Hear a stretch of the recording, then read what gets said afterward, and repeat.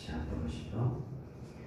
내가 아버지의 말씀을 그들에게 주었사오매 세상이 그들을 미워하였사오니 이는 내가 세상에 속하지 아니함 같이 그들도 세상에 속하지 아니함으로 인함이니이다. 내가 비옵는 것은 그들을 세상에서 데려가시기를 위함이 아니요 다만 악에 빠지지 않게 도전하기를 원함이니이다. 내가 세상에 속하지 아니함 같이 그들도 세상에 속하지 아니하였사오나이다. 그들을 진리로 걸어가게 하옵소서. 아버지의 말씀은 진리이다. 아멘. 같이 인사하십시다. 당신은 세상에 살지만 세상에 속한 사람이 아닙니다.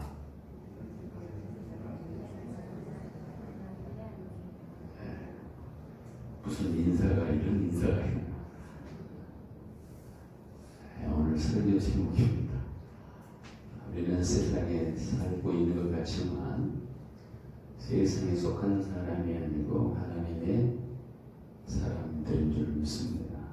내가 누구인가?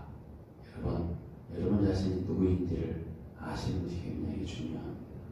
내가 누구인가를, 내 정체성을 바로 인식하는 것에 따라서 사람의 그 인생의 목적, 목표, 방향, 가치, 의미 이런 것들이 전부 다 달라지게 되어 있습니다. 어느 분이 그리스도인에 대해서 이런 말을 한 적이 있습니다. 그리스도인이 누구입니까? 여러분 한번 생각해 보세요. 이분이 네 가지로 얘기를 했습니다. 첫째로 그리스도인은 영적인 측면에서 거듭남을 통하여 그리스도의 몸인 교회에 접붙여 있는 사람. 두 번째로는 그리스도인은 정신적인 측면에서 그런 회심을 통하여 하나님과 세계와 인간에 대한 새로운 사상적 관점을 받아들이는 사람. 다른 표현으로 말하면 지성의 벼락 맞은 사람. 완전 사고체계가 바뀌었다는 거죠. 세 번째, 그리스도인이 누군가 질문에 성향적인 측면에서 그는 자기 사랑에서 돌이켜 하나님을 사랑하도록 변화된 성향을 마음에 부여받은 사람. 네 번째, 그리스도인이 누구인가 생활적인 측면에서 믿음과 순종으로 언약 생활에 죽도록 헌신하며 살아가는 사람. 이렇게 네 가지를 언급을 했습니다. 여러분 다 이에 속합니까? 그리스도인입니까?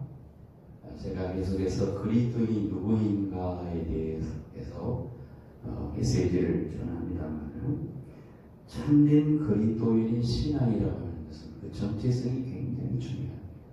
정체성, 자기 정체성. 내가 누구인가?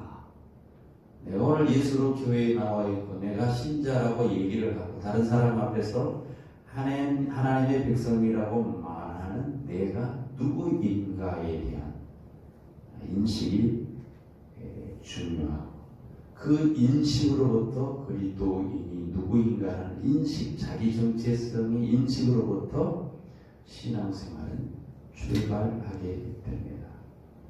우리가 하나님을 믿는 그리스도인이라고 해서 우리가 천상 세계에서 구름을 밟고 다니는 사람은 아닙니다. 그리스도인 역시 세상 속에서 똑같이 두 발을 땅에 딛고 디디면서 세상의 국적을 가지고 살아가고 있습니다.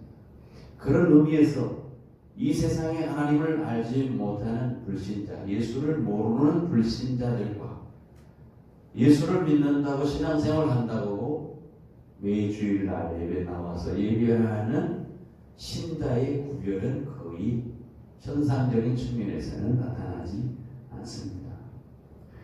외적인 측면으로 얼굴을 봐서 저 사람이 그리스도인인가 아닌가 별 차이가 없다는 사실입니다. 오늘 우리가 읽은 요한복음 17장에 있는 말씀은 예수님께서 마지막 십자가를 앞두고 대제사장적인 기도를 내용을 담고 있는 부분입니다. 특별히 16절을 보면 주님께서 이렇게 말씀하십니다. 내가 세상에 속하지 아니함 같이 그들도 세상에 속하지 아니하였사옵나이다. 그들이라고 하는 것은 당시 제자들일 수 있고 하나님의 백성들일 수 있고 우리 모든 그리스도인을 칭하는 말입니다. 그리스도인들이 세상에 일하고 먹고 자고 살고 있지만 그리스도인은 세상에 속한 사람들이 아니다라고 예수님께서 그렇게 선언을 하는 그러한 내용이 오늘 본문의 기록입니다. 그리스도인은 세상에 살지만 세상에 속한 자들이 아니다. 그 이유가 있습니다. 왜 그런가? 그리스도인이란 예수 그리스도께서 그 인간의 죄값을 치루어 주시기 위해 십자가에서 흘리신 그 피, 바로 그 보혈 안에서 새로운 생명을 얻은 자들이기 때문에 그러다. 다시 말하면 우리의 영혼의 혈관 속에는 길이요 진리요 생명이신 예수 그리스도의 피가 흐르고 있다라는 믿으십니까? 우리가 찬송가 220장 가사에 보면은 한 피 받아 한 몸 이룬 형제여 친구들이여. 우리 그리스도인들을 스스로 찬양하기를 우리는 한 피를 받아서 형제를 자매를 이룬 친구를 이룬 사람들이다 이렇게 우리가 찬양을 합니다. 교회 공동체는 그래서 그리스도의 피로 형성된 그러한 형제 자매 공동체입니다. 오늘 교회에서는 형제님 자매님 이렇게 부르는 이유가 다 그런 의미입니다. 세상의 어떤 법으로 만들어진 그러한 공동체가 아니고 세상의 어떤 윤리에 의해서 도덕에 의해서 세상의 어떤 방법에 의해서 우리가 형제 자매가 된 것이 아니고 그리스도의 보혈의 피로 그 한 피로 한 형제고 한 자매가 되었기 때문에 우리는 그리스도이다 이렇게 말하는 것입니다. 우리 속에는 예수 그리스도의 생명의 피가 있습니다. 피를 성경에서는 생명이라고 말합니다. 피는 생명이다. 구약에 보면 그래서 피를 먹지 못하게 했습니다. 사람의 피는 보통 A형, B형, C형, D형 이렇게 있지는 않죠. 보통 네 가지 A형, B형, AB형, O형, O형. O형을 옛날에는 원래 C형이라고 불렀는데 O형으로 이렇게 통일해서 O형이라고 이렇게 말을 합니다. 우리가 알지 못하는 피의 종류가 있습니다. 200가지 종류가 있다고요. 우리가 알지 못하는 그냥 학자적으로 나누는 피가 4가지 그렇게 크게 나누는데 200가지 정도의 피가 있더라고요. 이 혈액형을 그렇게 참고해서 사람을 분류한 사람이 우리 잘 알고 있는 히포크라테스라고 하는 사람입니다. 그 사람은 4가지 형질로 사람을 분류했습니다. 담주체, 다혈체, 신경질, 점액질 이렇게 4가지 분류를 했어요. 여러분 A형 가지고 있는 사람들은 다정다감한 배려할 줄 안다. 상처를 잘 받고 소심한 면이 있다. 혼자 있고 소외감 느낄 것을 싫어한다. 거절을 잘 못한다. 외로움을 잘 타고 혼자 있는 걸 싫어한다. 웃음도 많고 눈물도 많다. 잠 참는 성격이지만 폭발하면 무섭다. 혹시 A형 가지고 A형? 네. 2 사람이 있어요.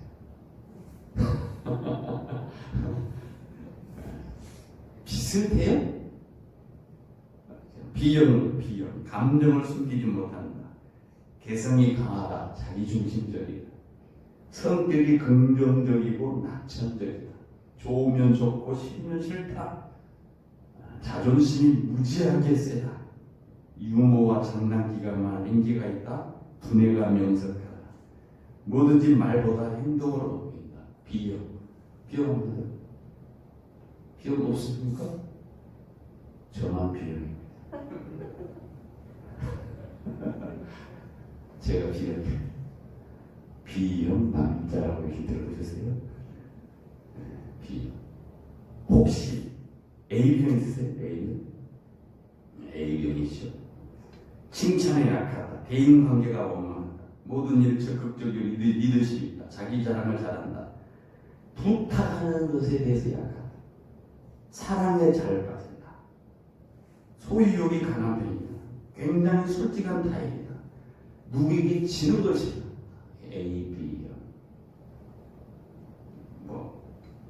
O형은 하면 또 서운해하잖아. 서운해.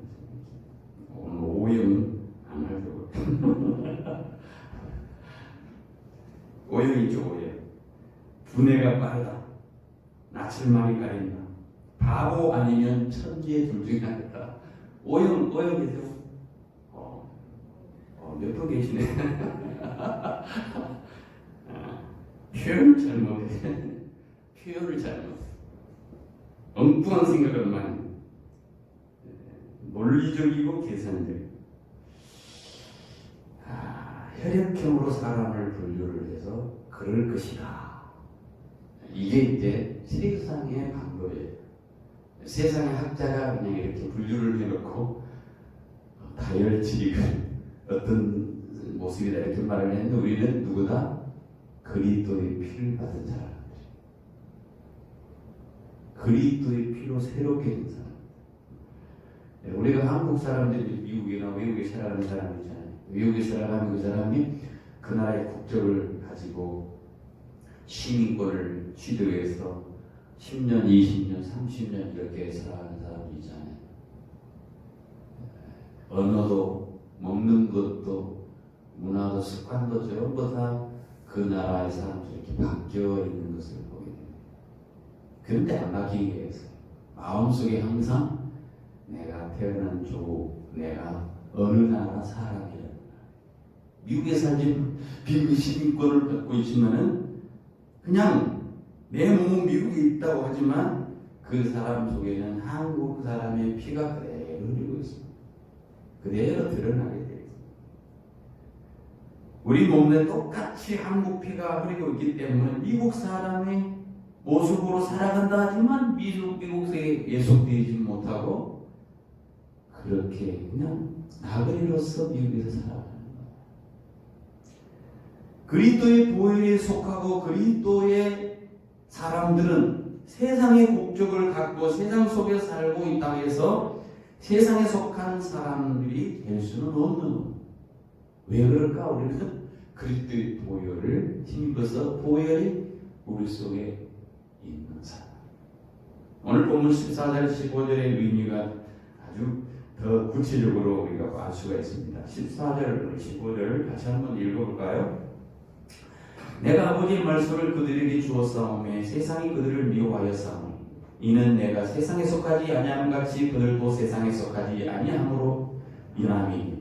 내가 비웃는 것은 그들을 세상에서 내려가지기를 위함이 아니요 다만 악에 빠지지 않게 보존하시기를 위함이니라. 예수님께서 십자가를 죽을 목전에 두며 최후의 순간에 적게는 제자들에게 넓게는 우리 모두를 위하여 하나님께 간절히 기도를 했는데 그 내용이 뭐냐? 우리로 하여금 세상에 살고 있긴 하지만 그러나 세상에 예속된 세상의 사람들로 전락하게 되지 않기를 해달라고 그렇게 기도하는 내용이죠. 세상에 살고 있지만 세상에 전락되지 않게 예속되지 않기를 그렇게 바란다는 그런 기도예요. 세상에 아무리 부귀영화를 누렸다 할지라도 세상에 속한 사람은 세상에 있어서 세상이라는 것은 그 코에 호흡이 끊어떨어지면 죽어서 무덤에 묻힌다고 하는 것 말고는 세상 사람에게는 대안이 없어요. 세상 사람은 잘 먹고 살다가 그냥 죽어서 무덤 묻힌다 끝. 이것이 세상 사람들의 속한 사람의 결론입니다. 이 세상에 속한 자들은 세상을 출발을 해서 세상을 출발점으로 하는 동시에 세상이 종착역이 되는 것이 세상 사람. 그렇지만 그리스도인은 세상에 살지만은 세상에 예속되어지지 않고 그리스도께 속한 자로 살면은 우리는 세상의 무덤으로 인생의 종착이 끝나는 것이 아니라 그 무덤을 뛰어넘어 영원한 생명을 얻게 된다는 거예요. 그래서 지금 예수님이 기도하는 그 내용 중에 저들이 세상에 있지만 세상의 사람처럼 속하지 않냐고 하나님의 사람으로서 살게 해 주십시오. 이렇게 기도를 했던 것이죠. 그런데 여기서 우리가 의문이 생기게 됩니다. 무슨 의문이 생기게 되냐? 우리가 세상에 속할 수도 없는 자들이라면 왜 하나님께서 우리를 빨리 하루빨리 세상으로부터 하나님 앞으로 데려가시지 않고 이렇게 남겨두고 계실까? 그래서 이렇게 힘든 세상, 이 코로나19처럼 이렇게 험악한 세상에 우리가 이렇게 살도록 하나님께서는 놔두셨을까? 빨리 데려가시지. 그런 의문이 들지 않겠어요?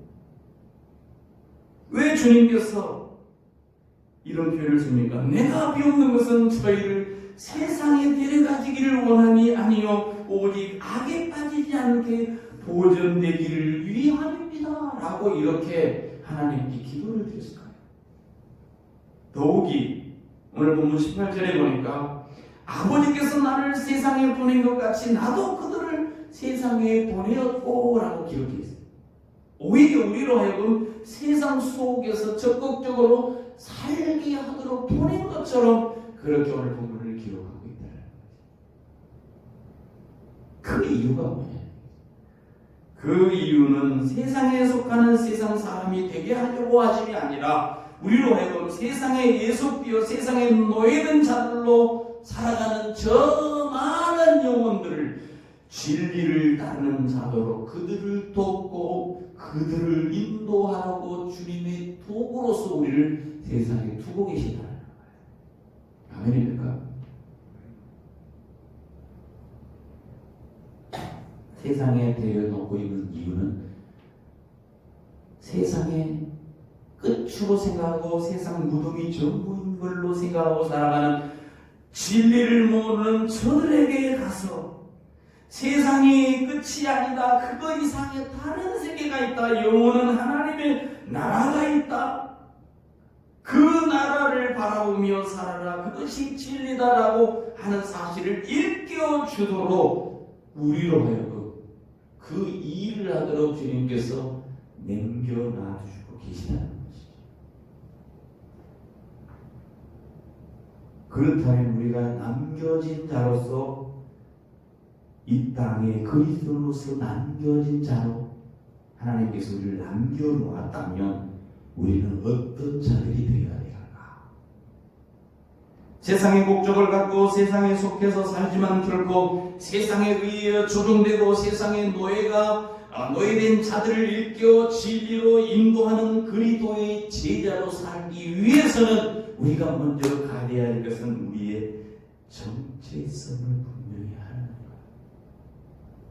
그럴 때 진정한 그리스도인으로서 살아갈 수 있습니다. 자기의 정체성을 모르는데 어떻게 자기가 바르게 살아갈 수 있겠어요? 당신이 그리스도인입니다. 당신은 예수를 믿습니다. 예수의 사람은 이렇게 살아가야 됩니다라고 하는 분명한 정체성을 알지 못하면 어떻게 세상에서 그리스도의 제자로서 살아갈 수 있겠느냐? 있을 수 없다는 거예요. 그래서 주님께서 19절을 통해서 이렇게 말씀합니다. 또 그들을 위하여 내가 나를 거룩하게 하오니 이는 그들을 또 진리로 거룩함을 얻게 하려 함이니이다.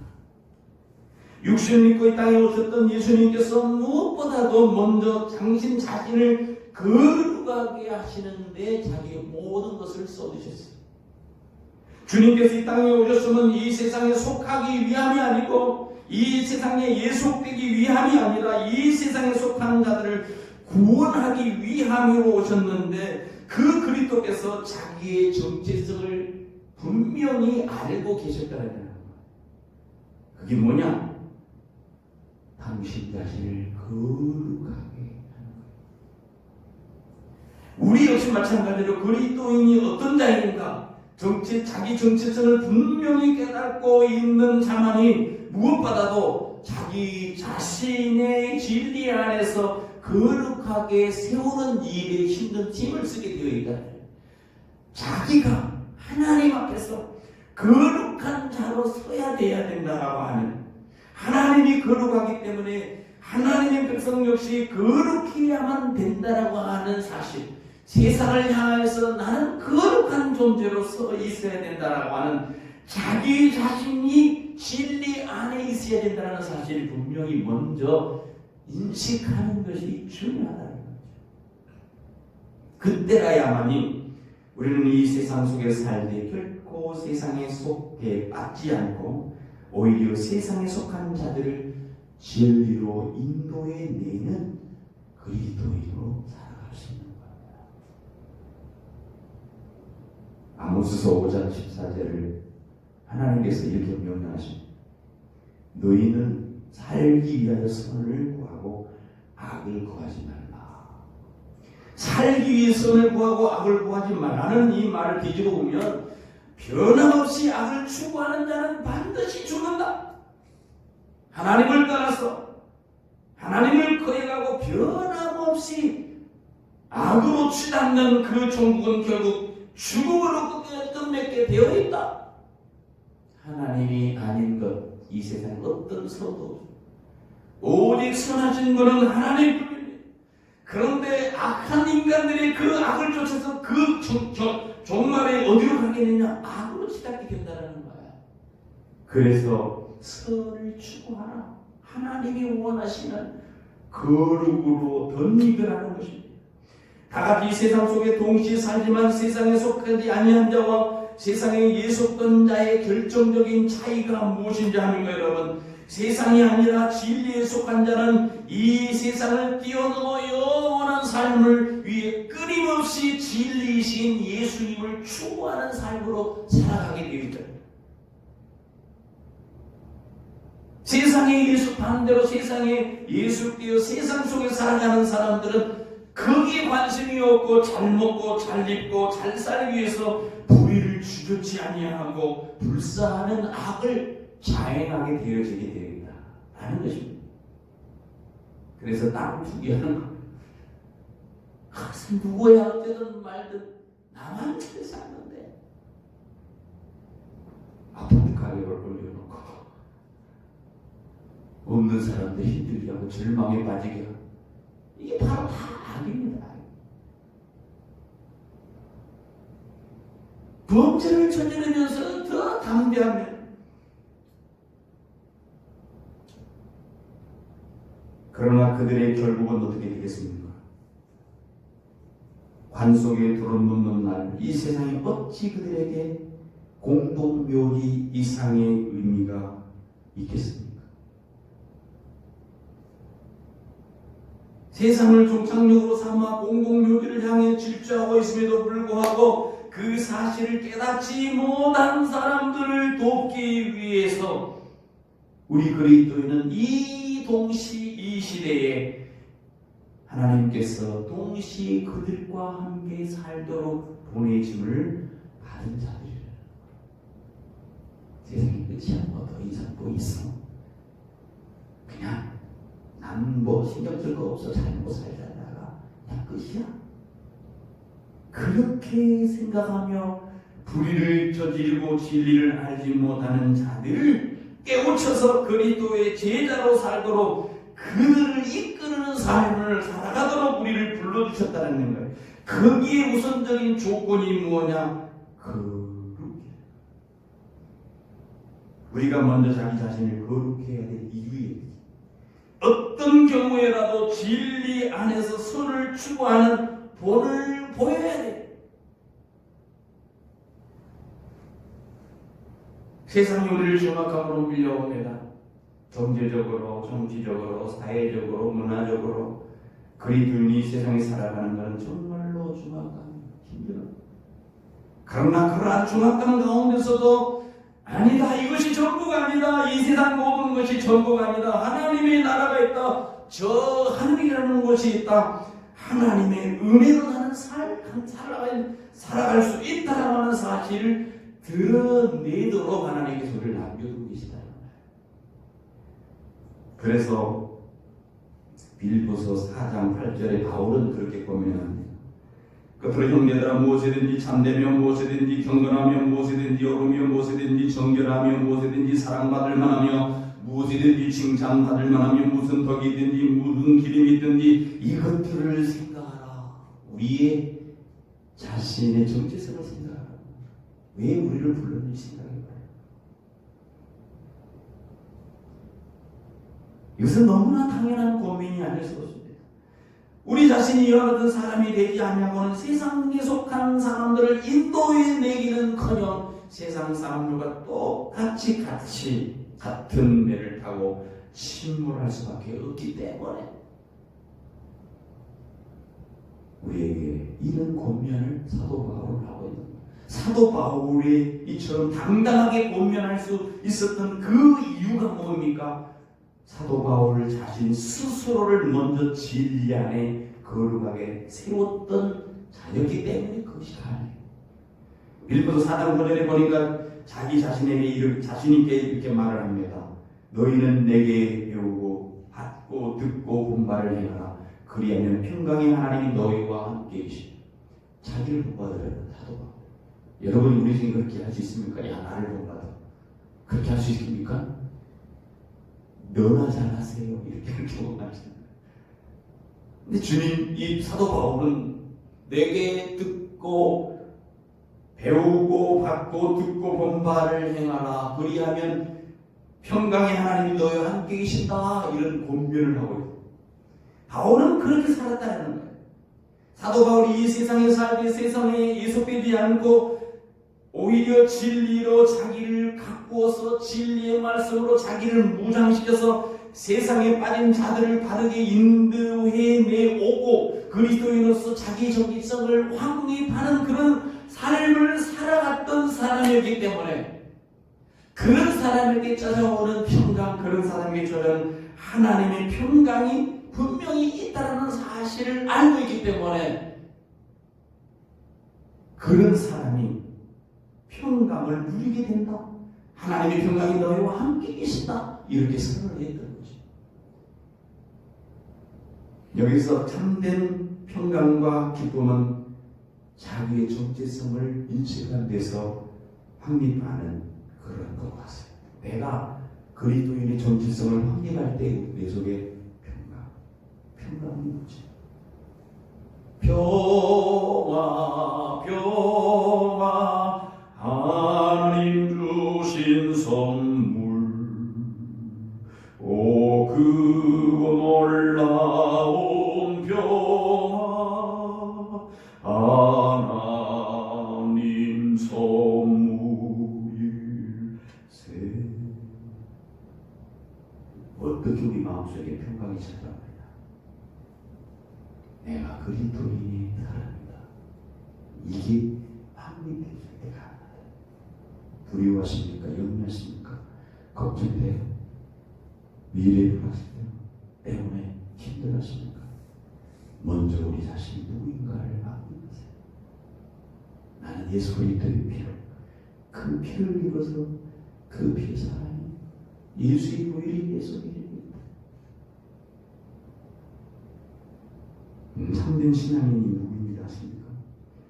움직이는 이 세상 속에 복잡하게 혼란하게 요동치는 이 세상 속에서 움직이지 아니하는 이 진리의 말씀을 그 마음속에 중심으로 생각하고 이 진리의 말씀 가운데 자기의 정체성을 인식하는 것이 참된 신앙. 세상에 뭐 어쩌다 요동치잖아요. 왜? 진리는 불변합니다. 세상은 변하지. 요동이 없어요. 그래서 참된 평강 기쁨을 누리게 되는 것입니다. 여러분 참된 평강 소망 기쁨 누리기를 원하십니까? 정말 사람을 살리는 생명의 사람이 되기를 원하십니까? 그렇다면 세상에 살되 세상에 속한 자가 아니라 진리 속에 자라는 자로서 진리 속에 내가 살아가는 사람이라는 분명한 인식을 가지고 우리 영혼 속에는 예수 그리스도의 피가 흐르고 있다는 사실을 분명히 뼈저리게 내가 기억하고 살아가야 됩니다. 움직이지 않는 진리의 중심을 차릴 때에 우리는 오늘 18절에 있는 말씀처럼 그렇게 고백할 수 있습니다.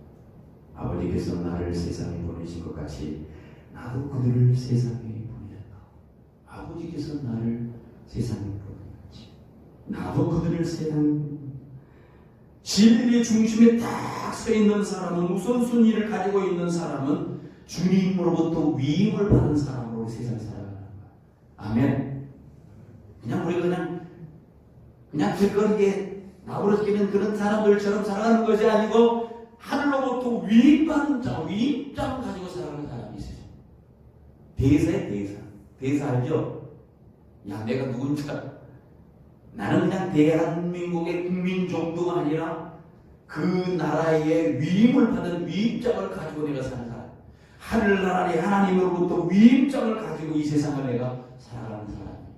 당당하게 위임장을 제출할 수 있어요. 중심석에 진리가 있는 사람. 주님이 우선인 사람. 주님이 중심이 되어진 사람은 그 중심을 붙들고 살아가기 때문에 요동치지 않습니다.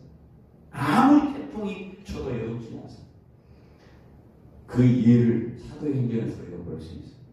사도행전 27장에 보면요, 예수님을 전하다가 이제 사도 바울이 예수의 복음을 구원의 복음을 전하다가 이제 죄수의 몸으로 이제 이송되는 장면이 나옵니다. 예수님 이 사도 바울이 이송대를 들 때 배를 탔는데요, 배 탔어요. 갑자기 유글라라고 하는 태풍을 그 배가 만납니다. 모든 사람 것이 흔들리고 부서지고 요동칩니다. 모든 사람이 다 죽게 되었다고 난리칩니다. 그 소용돌이 속에서 사람들은 이 입술리고 저 입술고, 야, 우리는 죽게 되었다, 이제 죽는다, 살려다오 아우성을 칩니다. 그러나 사도 바울은 조금도 흔들리지 아니하는 모습을 보입니다. 왜 그랬을까? 사도행전 27장 20절 25절 이하를 보면 이렇게 내용이 이렇게 있습니다. 여러 날 동안 해도 별도 보이지 아니하고 큰 광풍이 그대로 있음에 구원의 여망마저 없더라. 여러 사람이 오래 먹지 못하며 바울이 그 가운데에 서서 말하되, 여러분이여 내 말을 듣고 글에 대해서 떠나지 아니하여 이 타격과 손상을 면하였더라면 좋을 뻔하였느니라. 내가 너희를 권하는 이제는 안심하라. 너희 중 아무도 생명에는 아무런 손상이 없겠고 오직 백부니라. 내가 속한 바 곧 내가 섬기는 하나님의 사자가 어젯밤에 내 곁에 서서 말하되, 바울아 두려워 말라. 네가 가이사 앞에 서야 하겠고 또 하나님께서 너와 함께 항해하는 자들을 다 내게 주었다 하였으니, 그러므로 여러분이 안심하라. 나는 내게 말씀하신 그대로 되리라고 하나님을 믿노라. 사도 바울이요, 너희들 안심해. 생명에 아무 지장이 없어.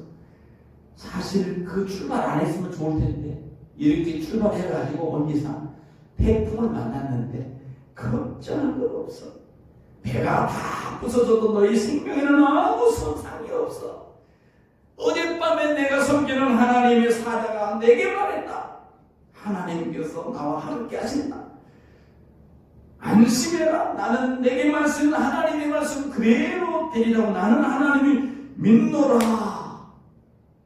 사람들은 태풍 속에서 사람들은 힘들고 요동칩니다. 그러나 사도 바울은 하나님을 믿는, 천지창조 만물을 지으신 하나님을 믿는 절대 진리의 중심에 서 있습니다.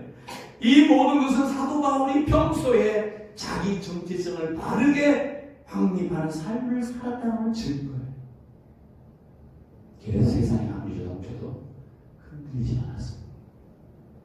성경에 서 있으면 누가 말을 흔들리지 않았어요.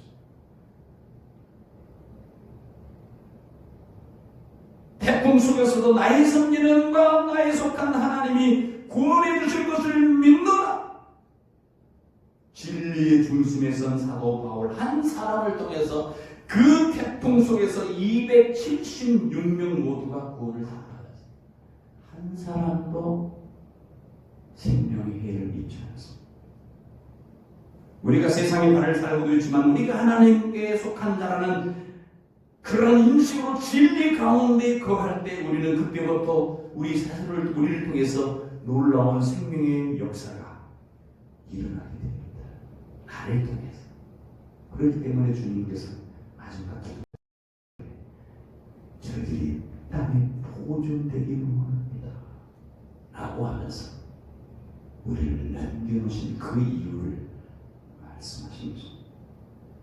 사랑하는 여러분, 오늘같이 이 혼돈의 세상에 살아갈 때 어디에다 우리를 중심으로 둬야 되겠습니까?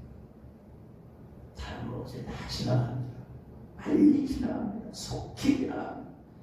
아침 안개와 같이 거치게 되어 있습니다.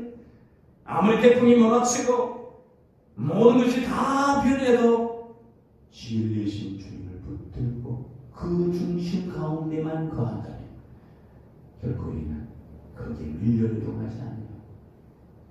밀려이동쳐서 힘들어하는 영혼들을 구원하는 자로서 우리의 사명을 다할 수 있게 될 것입니다. 여러분과 제가 그것을 위해서 부르심을 받았고 그리스도인으로서 이 땅에 발을 두고 살지만 이 땅에 속한 자는 아니고 하늘에 속한 사람으로서 매일매일 승리할 수 있게 될 줄 믿습니다.